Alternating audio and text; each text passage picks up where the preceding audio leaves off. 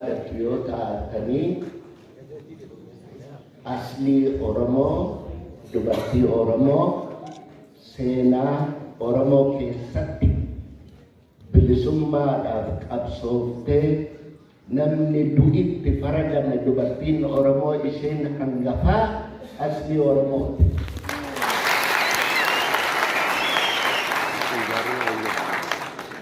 Obboleessi Usmaayoo Muusaa obboleessa wajjin dhalatan jechaa miti. Obboleessi qabsoo ilmaan afran qalloo warra gaafas achi jiru keessaa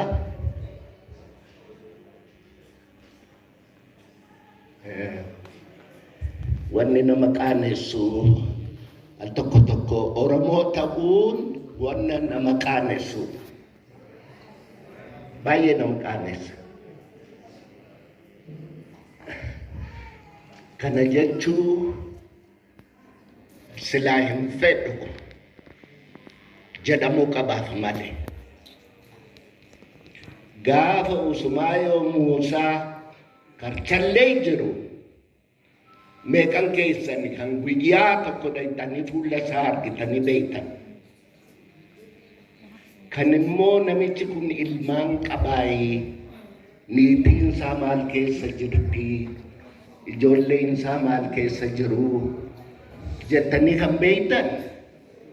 Jechaan baay'een keessan ijoolleedha sanan qaqqabne, garuu warri umurii kootiin jirtan nama meeqa isin gaafas dhaqxanii kan beektan?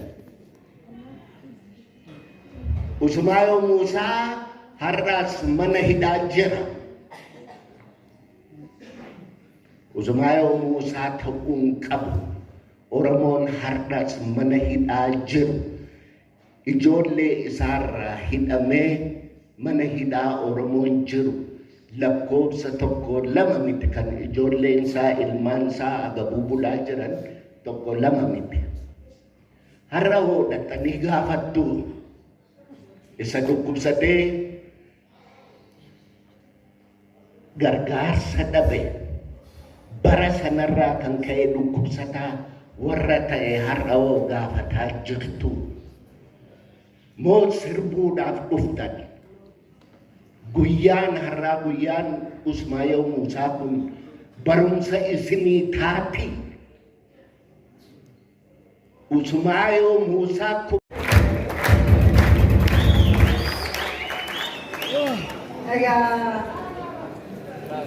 ዶክተር ገመቹን ተደምሯል እና ምንድን ነው አደባባይ አንቺ ተደምረሻል ድምሪ ሲመለና ወጥበዴ አገማ ይረግ ነው